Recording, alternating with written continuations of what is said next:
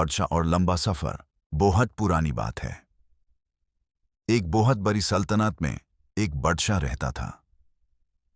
उसका महल सोने और चांदी से सजा हुआ था। हर तरफ खुशहाली थी। मगर बादशाह के दिल में एक अजीब बेचैनी रहती थी। उसे लगता था कि दुनिया में अभी भी बहुत कुछ देखना बाकी है। एक दिन सुबह बादशाह महल की छत पर खड़ा दूर पहाड़ों को देख रहा था। उसने सोचा, मैं रोज एक ही जगह रहता हूं, मुझे अपनी सल्तनत और दुनिया को करीब से देखना चाहिए। उसने अपने कपड़े बदले और आम मुसाफिर की तरह सफर पर निकाल पड़ा। किसी को पता नहीं था कि वो बादशाह है। सफर के पहले दिन वो एक गांव पहुंचा। वहां लोग एक पुराना पुल ठीक कर रहे थे। सब मिलकर काम कर रहे थे। बादशाह ने भी उनकी मदद की। शाम तक पुल तैयार हो गया। गांव वाले बहुत खुश हुए।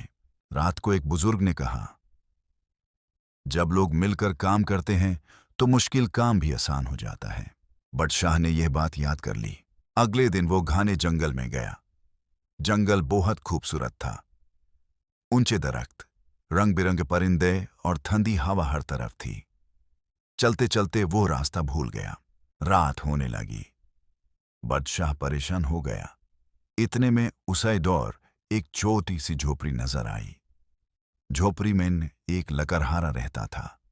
लकड़हारे ने मुसाफिर को देखा और अंदर बुला लिया। उसने खाना दिया और आराम करने की जगह भी दी।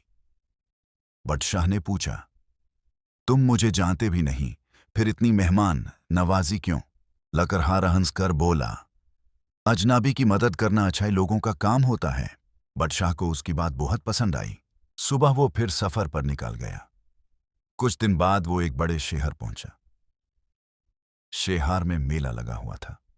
हर तरफ खुशियां ही खुशियां थीं। वहां एक बच्चा रोया जा रहा था। वो अपने वालिदैन से बिछड़ गया था। बादशाह ने पूरा दिन उस बच्चे के वालिदैन को ढूंढने में लगा दिया। आखिर शाम को बच्चा अपने घर वालों से मिल गया। बच्चा खुशी से मुस्कुरा रहा था। उसके वालिदैन ने मुसाफिर का शुक्रिया अदा किया। बादशाह को महसूस हुआ कि किसी की मदद करने से जो खुशी मिलती है वो किसी खजाने से कम नहीं। सफर जारी रहा। एक दिन वो रेगिस्तान में पहुंचा। दिन बहुत गर्म था। पानी खत्म हो चुका था। बादशाह थक गया। तब एक काफिला उधार से गुजरा। उन्होंने मुसाफिर को पानी दिया और साथ ले गए। रात को सब आग के गिर्द बैठकर कहानियां सुनाने लगे। काफिले के सरदार ने कहा, सफर इंसान को सब्र और हिम्मत सिखाता है। बादशाह ने सोचा कि यह बात बिल्कुल सही है। कुछ हफ्तों बाद वो पहाड़ों में गया। वहां एक गांव था जहां लोग बहुत मेहनती थे। बर्फ गिर रही थी लेकिन लोग अपने काम में मसरूफ थे। बादशाह ने देखा कि वहां एक पुराना स्कूल टूट रहा है। गांव वाले उसे ठीक करने की कोशिश कर रहे थे। बादशाह ने उनके साथ मिलकर काम किया। कई दिन की मेहनत के बाद स्कूल फिर से तैयार हो गया। बच्चे खुशी खुशी पढ़ने लगे। बादशाह को महसूस हुआ कि इल्म सबसे बड़ी ताकत है।